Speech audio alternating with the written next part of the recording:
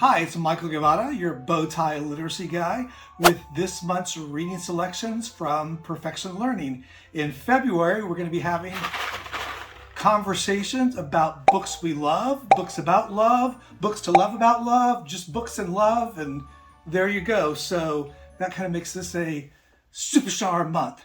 So our first book that we are going to be talking about is Love from A to Z by S.K. Ali. This book, it's an oldie but a goodie, kind of like me. Zainab, who is the Z, is constantly dealing with the microaggressions and Islamophobia from one of her teachers. She is doodling in class one day and her doodle gets interpreted as a threat, and so she is suspended from school, which lets her go on an early spring break to visit an aunt in Doha in Qatar. And along the way, kind of meets this guy who turns out to be the A in the book, and he is Adam. And Adam is coming home to visit his father. He is on a leave from university. He stopped going to classes because earlier he got a diagnosis of MS, and he hasn't told his father about it. He's been keeping that from his father because his mother died from MS, and so he doesn't want to break that news to his father, who's still grieving. And Adam and Zainab find their way together. It's a great book about a love story and really kind of a love of culture and religion as well. So that's a great book to read in February. And then I'm going to follow that up with Love from Mecca to Medina, also by S.K. Ali. And this kind of is the ongoing tale of Adam and Zainab. Will their relationship work out? How did they cope with the struggles of long distance relationship, of trying to honor their religion as well as all the expectations? This story doesn't move as quickly as Love from A to Z does, but it's just such a wonderful insight into Islam and to traditions and to expectations and the challenges of love. Boyfriend Material by Alexis Hall. This is one of the funniest books I've read in a long time. It is filled with wit, charm, delightfully quirky characters, and is oh so very, very British. So it follows the story of Luke O'Donnell, who is the child of aging rock stars. Think Billy Mack from Love Actually. And so his life is constant fodder for the press, and it has eventually caught up with him because now his job at a nonprofit is in jeopardy because of his exploits and his behavior. So he needs to clean up his reputation. Oliver Blackwell is a barrister who just doesn't seem to live up to the hype of his Doctors Without Borders brother, and so his parents are always constantly comparing the two. So even though Luke and Oliver have nothing in common, through a mutual friend, they come up with a plan to fake date each other to try to help restore Luke's reputation because he's dating this fancy barrister, and help raise money for the fundraising event. And then that will assuage Oliver's parents, but things never go the way they're planned.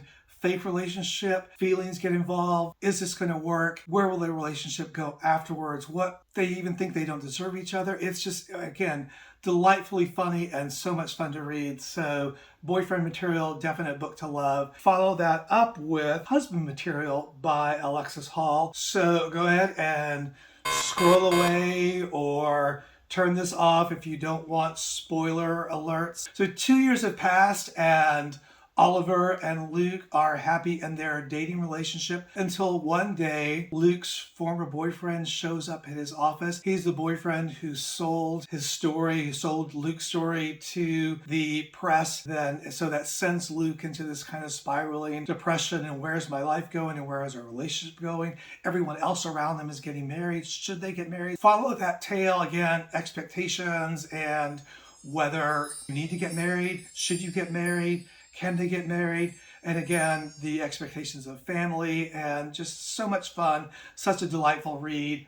Husband Material and Boyfriend Material by Alexis Hall, great books to love in February. The Weight of Blood by Tiffany D. Jackson. So if you love Stephen King and the Supernatural, or even Supernatural, the television show, hi Dean, hi Sam, you will love The Weight of Blood. It's an homage to Stephen King's Carrie. It follows the story of two journalists who are tracing the story of what happened at the prom. Not that prom, a different prom. This involves Maddie Washington, who has been ridiculed her entire life because of how odd she is and how different she is, and she doesn't realize until much later that she has these powers. But just what happened? Did Maddie do it? And you'll see that refrain throughout the story. Maddie did it. Did she do it? Is she still alive? Can she be found? What has happened to all of those people? How is it explained? And so again, just such a fun homage to Carrie, suspense and thrill, and just an interesting way of telling the story through interviews and reporters digging up facts and trying to trace things down. So again, if you loved Stephen King and Carrie, The Weight of Blood is a great February book to love. If you love the book I'm Not Dying With You Tonight by Kimberly Jones and Gilly Segal, then you are going to love Why We Fly by the same authors. Like in Not Dying With You Tonight, it alternates chapters between the two main characters. You have Eleanor, who is a Jewish cheerleader who has been out for the last year because of concussions and injuries from cheerleading. And that's kind of the great thing about it too, because it treats cheerleading as the sport that it is, and just kind of all the athleticism that goes into being a cheerleader. It also follows Chanel, who is off at some big old cheerleading camp for highly select superstar cheerleaders, learning the moves and stunts that are going to take them to the next level and be able to compete at nationals.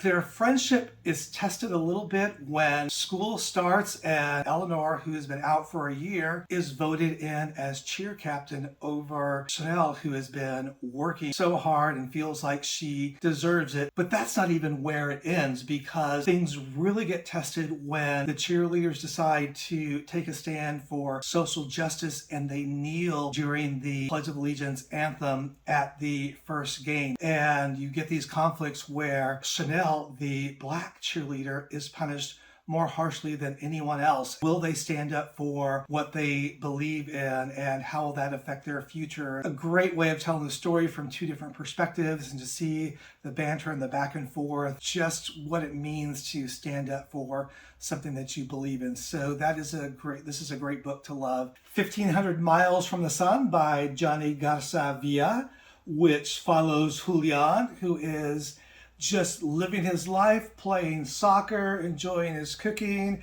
a senior who wants to get out of his small town of Corpus Christi, Texas, and go to his dream school, UCLA, when one day he just on a whim decides to come out on Twitter. Now he is dealing with the ramifications of that at his very, very, very Catholic school and his very machismo-laden soccer team, and also with a father who absolutely hardcore does not want Julian to be who he is. And along with that, because he came out on Twitter, so everyone knows, including Matt, who slides into his DMs, hey, congratulations, and they're striking up a friendship, and next thing you know, they are in a long distance relationship.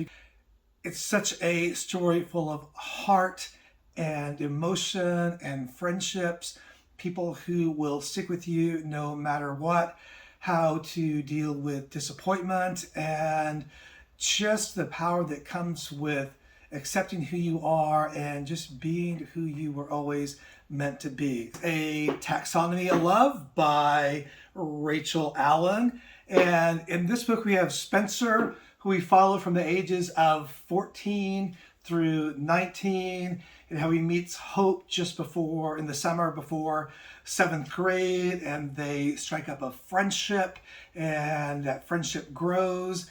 Does it grow into other things? Is it more than friends? It's such a confusing time for Spencer. He's also neurodivergent. He has Tourette's syndrome. And so their relationship, friendship, it goes through these ups and downs, and it's just confusing. And so Spencer, who is a budding scientist, tries to figure things out in the only way that he knows, and so is to classify things. And so he creates this taxonomy of love and relationships to try to understand, except that life and people are messy and they're not so easy to classify. So this was a book that my students loved in class, and so it's just a perfect love story read for your February month of books to love.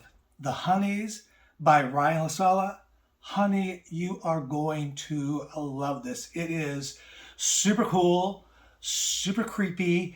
It kind of has that feel like M. Night Shyamalan would make this into a movie and ruin it, but the book is so great, so you got to read the book.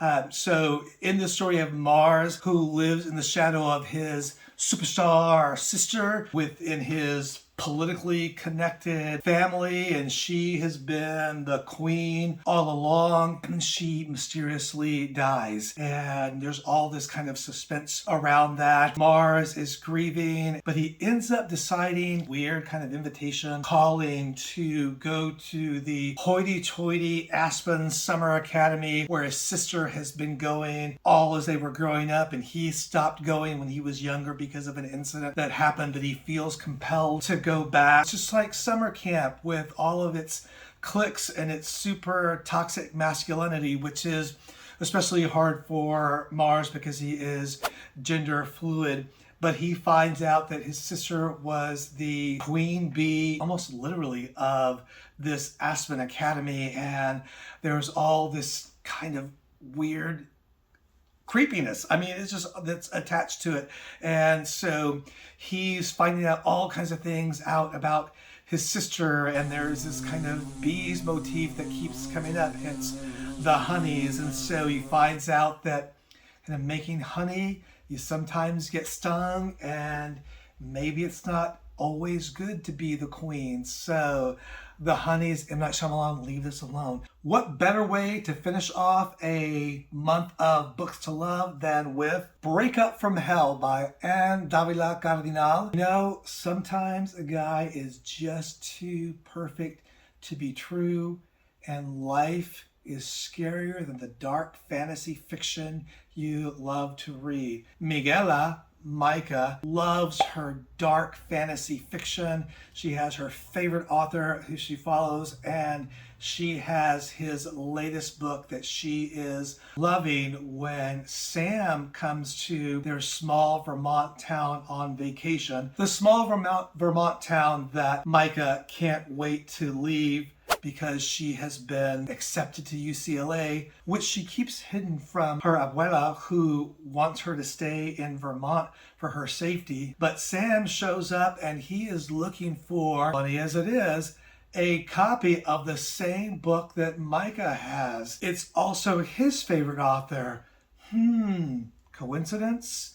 So she says, well, you can borrow my book. And so they strike up a friendship, a relationship. Next thing you know, they're dating, and all kinds of crazy things are happening in town, and you discover dark forces and hidden powers and prophecies and legacies, and just a lot of fun, a lot of creep, just witty banter. And hey, sometimes breakups are tough. So just released in January, so this is a great February book to love.